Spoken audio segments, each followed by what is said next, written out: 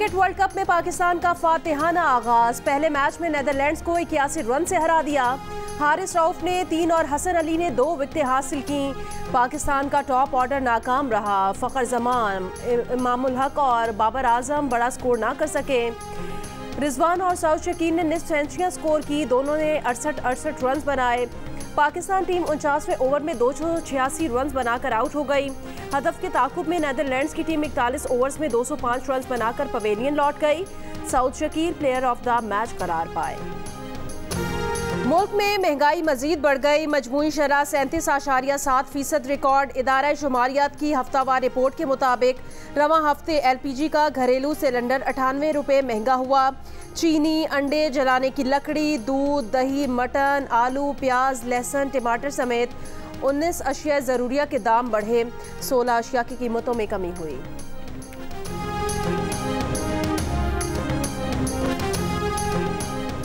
कराची वालों के लिए बिजली 4 रुपये 45 पैसे फी यूनिट महंगी कर दी गई। नेपरा के फैसले के बाद पार डिवीजन का नोटिफिकेशन जारी। इजाफा गुज़श्ता माली साल की पहली समाही एडजस्टमेंट की मद में किया गया। सारिफीन से इजाफी वसूलियाँ अक्टूबर और नवंबर में की जाएंगी। कराची के इलाके क्लिफ्टन नीलम कॉलोनी में कॉम्बिंग ऑपरेशन। 14 अफगान बाशिंदे गिरफ्तार। फॉरेन एक्ट के तहत मुकदमा दर्ज। पुलिस का कहना है गिरफ्तार अफगान बाशिंदे गैर कानूनी तरीके से पाकिस्तान आए थे। सफरी दस्तावेजात नहीं थी। पाकिस्तान ने गैर कानूनी तौर पर मुकीम गैर मुल्कियों को 31 अक्टूबर तक मुल्क छोड़ने की डेडलाइन दी है।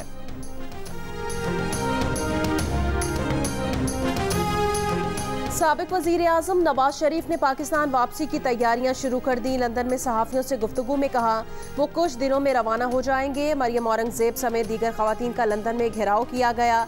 यहाँ 4 साल में पाकिस्तानियों के मुजाहिरों से क्या फ़ायदा हुआ? मुजाहिरा करना है तो पाकिस्तान जाकर करें। सेनेटर इरफान सिद्दीकी ने कहा कि जुम्मे को नवाज शरीफ का दफ्तर में अलविदाई दिन था। नवाज शरीफ 2-4 दिन में लंदन से सऊदी अरब उम्रे के लिए जाएंगे। उम्रा अदा करने के बाद दुबई जाएंगे और दुबई से पाकिस्तान रवाना होंगे।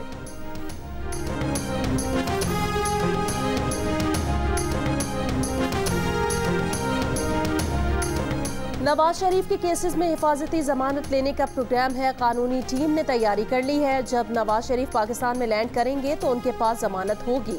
मुस्लिम लीग नून के रहनुमा राना सनाउल्लाह की जियो न्यूज़ के प्रोग्राम आज शाहजेब खानजादा के साथ में गुफ्तगू। कहा कोशिश है कि नवाज शरीफ के इस्तकबाल में कोई कानूनी खामी ना रहे। मरियम नवाज और कैप्टन रिटायर्ड सफदर की वरीयत के फैसले के पेश नज़र नवाज शरीफ को जमानत मिलने के इम्कानात रोशन नजर आ रहे हैं।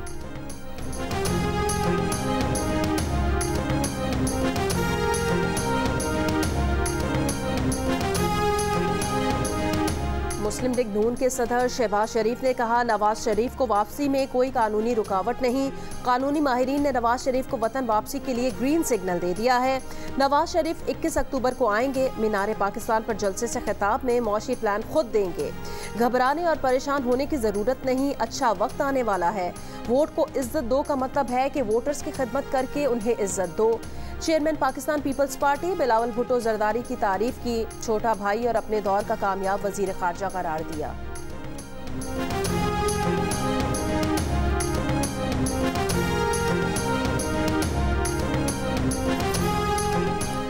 मुस्लिम लीग नून के सदर शहबाज शरीफ की प्रेस कॉन्फ्रेंस पर तर्जुमान तहरीक इंसाफ का रद्द-ए-अमल। कहा शहबाज शरीफ की प्रेस कॉन्फ्रेंस जालसाजी और झूठ का मजमुआ थी।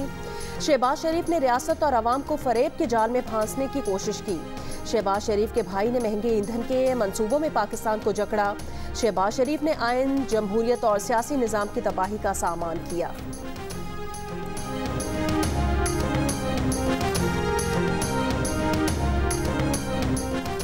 नवाज शरीफ को अब भी दिल के आर्जे की अलामात हैं। शुगर और दीगर अमराज की वजह से पाकिस्तान और लंदन में मुसलसल फॉलोअप की ज़रूरत है।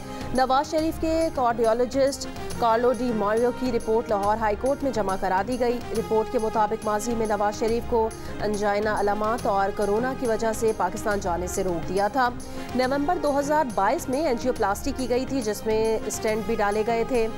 लंदन में नवाज शरीफ के मुआलिज डॉक्टर अशर चौहान ने बताया कि नवाज शरीफ को अब भी सेहत के मसाइल हैं। उन्हें सफ़र में मुश्किल होगी। नवाज शरीफ की वापसी कन्फर्म है। जो भी होगा वो उसके लिए तैयार है।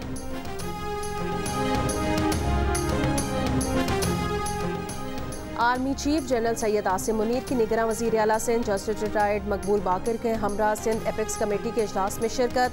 ISPR के मुताबिक आर्मी चीफ ने कहा कि कानून नाफिज करने वाले और दीगर सरकारी इदारे गैर कानूनी सरगर्मियों के खिलाफ कार्रवाइयाँ जारी रखें। कार्रवाइयों से वसाइल की चोरी और इससे मुल्क को होने वाले मौशी नुकसानात को रोका जा सकेगा। इजलास में आर्मी चीफ को गैर कानूनी तौर पर मुकीम गैर मुल्कियों की वापसी और गैर मुल्की करेंसी की रेगुलराइजेशन के इक़दाम पर ब्रीफिंग दी गई। आर्मी चीफ को नेशनल एक्शन प्लान और कच्चे में जारी ऑपरेशन पर भी ब्रीफिंग दी गई।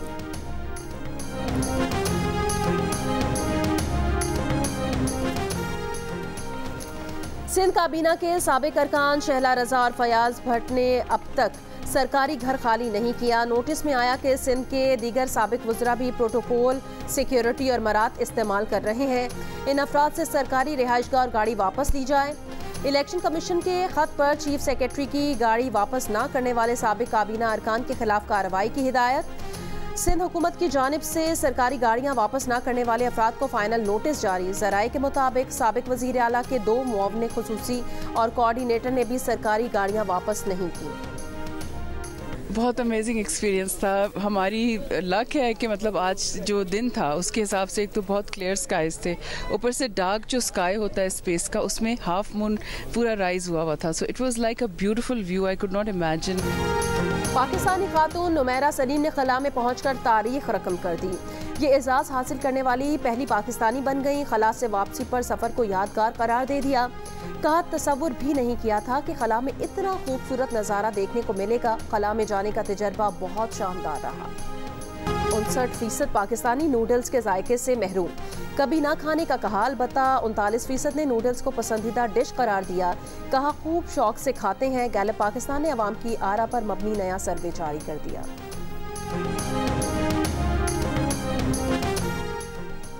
पाक बहरिया की कमान तब्दीली की तकरीब आज PNS जफर इस्लामाबाद में होगी। सुबकदोश होने वाले naval chief admiral Mohammad Amjad Khan Niazi बहरिया की कमान एडमिरल नवीद अशरफ को सौंपेंगे।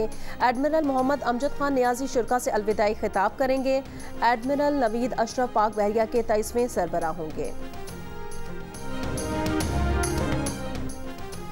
पेशावर में बिजली की लोड शेडिंग के खिलाफ इलाका मकीनों का दलाजाक ग्रिड स्टेशन पर धावा। अंदर घुसकर जबरदस्ती गुलुजई फीडर ऑन कर दिया।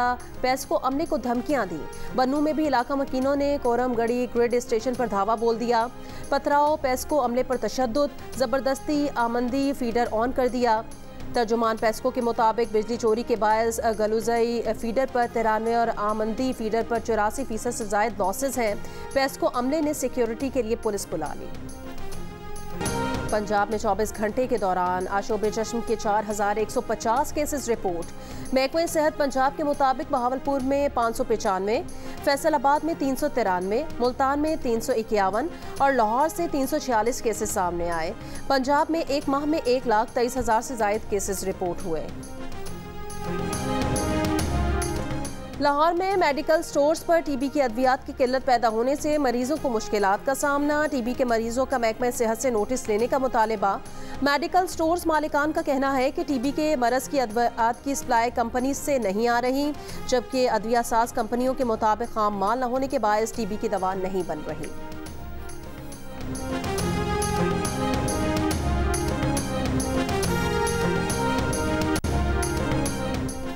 बहावलपुर के सहराए चोलिस्तान में नहर से 18 साल लड़की की लाश बरामद। करिश्मा को मुबैना तौर पर इज्तमाई ज़्यादती के बाद कत्ल किया गया। पुलिस ने मुकदमा दर्ज करके 3 मुलजिमान को गिरफ्तार कर लिया। करिश्मा को 3 और 4 अक्टूबर की दरमियानी शब अगवा किया गया था। उसकी लाश इलाका कासिम वाला बंगला में नहर से मिली थी।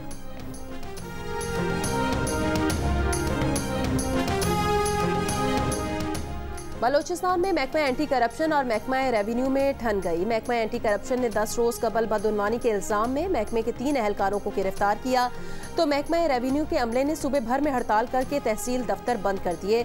महकमा रेवेन्यू ने डायरेक्टर एंटी करप्शन वाहिद काकड़ को जायदाद की मुंतकिली पर 2.5 करोड़ रुपए का नोटिस भिजवा दिया। वाहिद काकड़ ने कहा कि उनकी तमाम जायदाद FBR में रजिस्टर्ड हैं। उनकी जिम्मे सिर्फ 90,000 का टैक्स बनता है। कोयटा के इलाके हजारगंजी में CTD की कार्रवाई। कलअदम तंजीम के 2 मुबैना हमलावरों के कब्जे से असलहा और गोला बारूद बरामद कर लिया गया।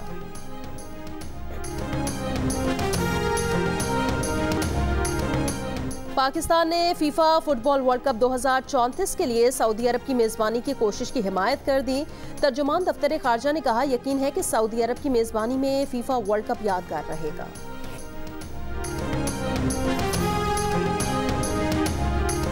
पाकिस्तान क्रिकेट बोर्ड की जानिब से खिलाड़ियों को मिलने वाले सेंट्रल कॉन्ट्रैक्ट में शामिल ए कैटेगरी वाले प्लेयर को 60 लाख रुपए माहाना मिलेंगे। ए कैटेगरी में कप्तान बाबर आजम, मोहम्मद रिजवान, शाहीन शाह अफरीदी शामिल। बी कैटेगरी में शामिल खिलाड़ियों को 41 लाख रुपए माहाना दिए जाएंगे। बी कैटेगरी में फ़खर जमान, हारिस रऊफ, इमामुल हक, मोहम्मद नवाज, नसीम शाह और शादाब खान भी शामिल हैं। सी कैटेगरी में शामिल इमाद वसीम और अब्दुल्ला शफीक को 17,50,000 रुपए माहाना मिलेंगे। डी कैटेगरी में शामिल प्लेयर्स को 11,30,000 रुपए माहाना मिलेंगे। फ़खर जमान जिस जारहाना अंदाज से चैंपियंस ट्रॉफी में खेले थे, उन्हें उसी अंदाज में खेलना चाहिए। प्रोग्राम हारना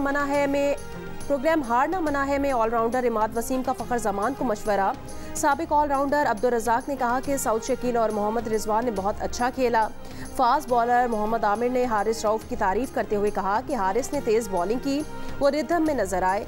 देखिए प्रोग्राम हारना मना है मोहम्मद आमिर, इमाद वसीम, अब्दुल रज़ाक और ताबिश हाशमी के साथ क्रिकेट वर्ल्ड कप के दौरान रोजाना रात 11:05 पर सिर्फ जियो न्यूज़ पर। और पाकिस्तान थिएटर फेस्टिवल के 28वें रोज़ द फाइनेस्ट कटर पेश किया गया। सनसनीखेज कहानी कत्ल, रहजनी और एक दर्जी के गिर्द घूमती है। जी और जंग के इश्तराक से कराची आर्ट्स काउंसिल में पाकिस्तान थिएटर फेस्टिवल 8 अक्टूबर तक जारी रहेगा।